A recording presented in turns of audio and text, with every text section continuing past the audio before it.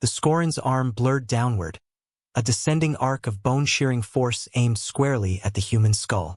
Kestrel didn't scramble backward. She didn't even drop a cafeteria fork. She simply raised her left hand and caught the jagged blade ridge mid-swing. Bone fractured against soft flesh, cracking loudly in the silent hall. I still have the security footage. And I'll be honest with you, what she did next broke every tactical algorithm we have. Stay with me.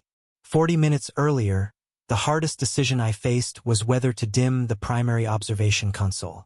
Wing 7 was empty, quiet, and perfectly controlled.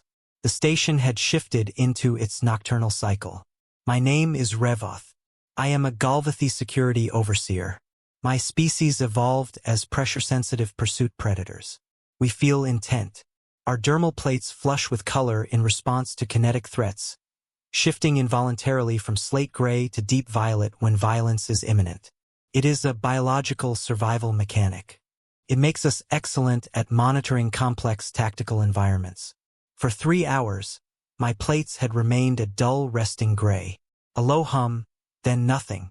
The environmental monitors chimed a subtle alert. A 2-degree temperature variance in the Wing 7 cafeteria. For my species, that is the universally recognized signal of a human entering a sector. Humans run hot. Their metabolism is a relentless radiating furnace. I isolated the camera feed. It was Kestrel, a junior cadet, female. She walked into the dimly lit cafeteria alone. She didn't move like the military-bred castes we usually recruit. She moved like someone raised in a dense urban sprawl. She instinctively chose a table with her back to a solid wall. She checked all 3 exit vectors before sitting. She never considered her spatial awareness a skill. It was just how she existed. She unpacked a meal ration. The thermal bloom on my screen indicated heavy capsaicin, a chemical compound humans consume recreationally, despite it being classified as a Class 2 biological irritant in most jurisdictions. She held a standard-issue metal fork in her right hand. She began reading the food dispenser's chemical breakdown panel, chewing absent-mindedly. My plates remained gray. There was no threat. Beneath the observation deck, something shifted. The acoustic sensors in the north corridor picked up a rhythmic vibration, heavy, intentional. I switched feeds. 8 thermal signatures were moving in tight formation toward the cafeteria. My dermal plates prickled. The edges of my forearms shifted to a pale, bruised purple. For Scoran took the vanguard. Their predator builds were unmistakable. Their 4-blade ridge forearms glinted under the emergency lights. In their culture, dominance is established exclusively through first strike rituals. They do not negotiate. Flanking them were 2 Finraki. They possessed elastic tendon-based locomotion. Their muscles coiled tight with every step. A Finraki strike is 3 times faster than standard bipedal limits. They pride themselves on absolute velocity. Bringing up the rear were 2 Drath heavy gravity brutes. Their dense muscle mass allowed them to absorb massive blunt trauma. Every step they took sent microtremors into the floor plating. 8 senior cadets. Moving on. 1 human girl. I reached for the tactical alert console. I was fully prepared to trigger a Class 4 evacuation and dispatch riot suppression drones to the sector. But I froze. I have watched this security footage 3 times. It gets worse every time because every time I see a new micro-expression I missed. A Kalari crystalline jointed maintenance drone was operating near Kestrel's table. It was a simple cleaning unit. But as the 8 cadets filed into the room and fanned out to block the exits, the drone halted. It began emitting a high-pitched harmonic. It was the exact frequency our station systems associate with catastrophic structural failure. The drone wasn't malfunctioning.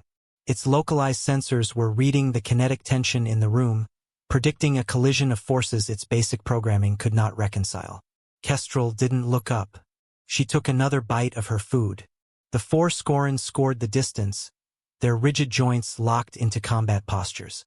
The Finraki slid along the perimeter, cutting off her lateral escape routes. The Drath anchored the doorways. It was a perfect tactical enclosure. The lead Scoran stepped directly up to her table. He didn't issue a challenge. He didn't speak.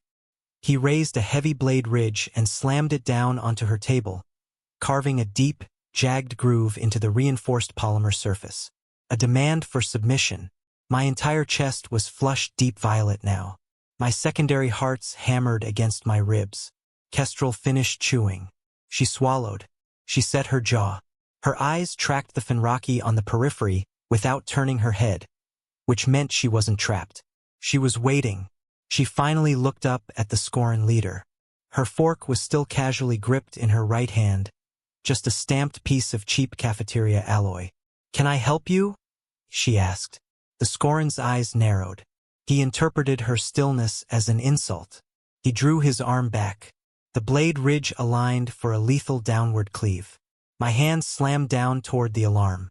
I never pressed the console alarm. The localized acoustic sensors peaked violently, and I was thrust immediately back into the sickening sound of snapping bone I described earlier. I watched the live feed in absolute paralysis. She held his shattered blade ridge in her bare left hand.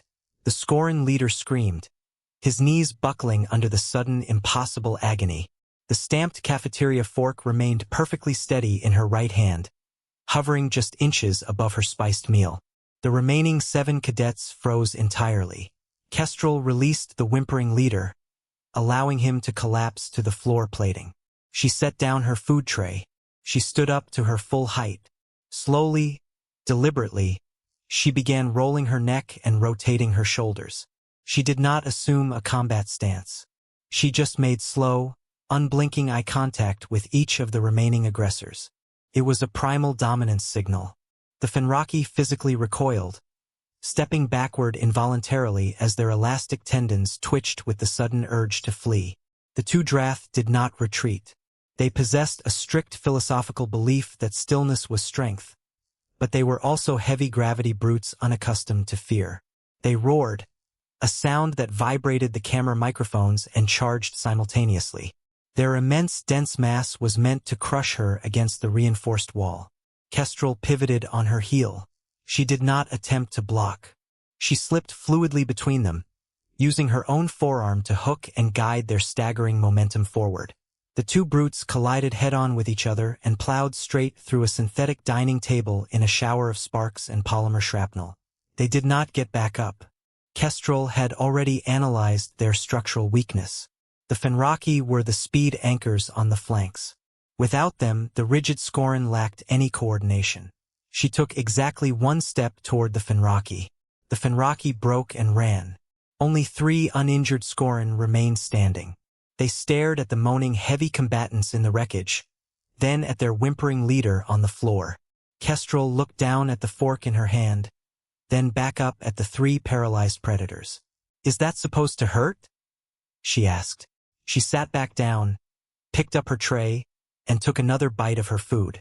The station's AI finally registered the localized property damage and activated the sector avoidance protocol, flashing amber hazard lights across the cafeteria. Kestrel glanced up at the nearest ceiling optical sensor and calmly asked the AI for directions to the dessert counter. The machine intelligence complied immediately, projecting a glowing green path onto the floor. A Class 4 tactical evacuation for the wrong wing. Because of a routing error in the panic subroutines, my security teams had breached Wing 3 in full riot suppression gear.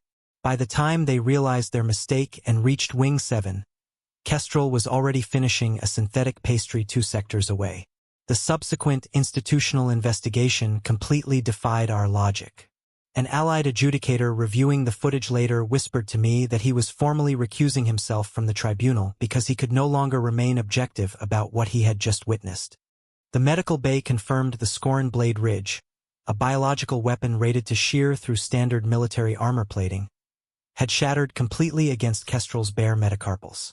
Human skeletal density operates at 4 times the galactic bipedal average, functioning as a highly evolved self-reinforcing compression structure composed of 206 individual bones that fuse over their developmental cycle into a biological armor we simply cannot break. It got worse. The trace amounts of capsaicin she had been eating transferred to the Scoran skin during the catch. The chemical triggered a severe involuntary retreat response in his nervous system. A compound she consumed recreationally for flavor acted as a localized biochemical weapon upon contact. We also analyzed the escape. The Fenraki had fled at their maximum biological velocity of 35 kilometers per hour. Kestrel did not pursue them. However, our tactical computers ran the predictive simulation anyway. Due to humanity's unique evolutionary trait of sustained pursuit endurance, she could have maintained a relentless jogging pace for over 6 hours. The computer concluded she would have effortlessly caught the exhausted sprinters within 3 corridors. They had been apex predators their entire lives, only to realize they were merely prey that hadn't been chased yet. I never deleted the footage despite the Academy Director's subtle requests to purge the server. I want every new security officer to see it. I want them to understand the mathematical impossibility of the species we invited onto our station. The 8 cadets filed no complaint. 2 quietly dropped out. The incident report remains incomplete. The stamped metal fork sealed inside an evidence locker under an unclassified threat category. It had registered 800 newtons of force when she stabbed it into the table.